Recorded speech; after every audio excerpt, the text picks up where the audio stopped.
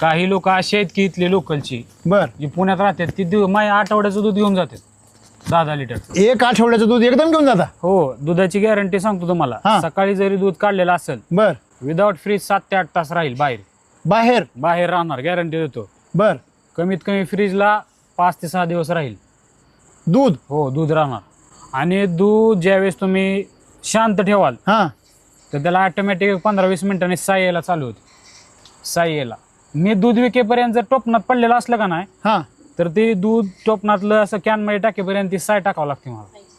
एवढं फास्ट? एवढं घट्ट आहे, म्हणजे फॅट तेवढं पॉवरफुल? पॉवरफुल आहे. ओके. आणि ती कृत्रिम नाही, नॅचरल आहे ती? हो. ओके. म्हणजे थोडक्यात तुम्ही जी क्वालिटी मेंटेन केली अशी क्वालिटी बिटे म्हणजे कोणी बीट नाही करू शकत? माझ्याकडे 3-3 वर्षाचं कस्टमर आहे. रेग्युलर? 3-3 आता वर्ष. हेच आहेत ना समोर. बर आता मला सांगा, तुमच्या दुधाला क्वालिटी आहे म्हणून त्याला इज्जत आहे आणि पाहिजे तो भाव आहे. आता तुम्ही इथं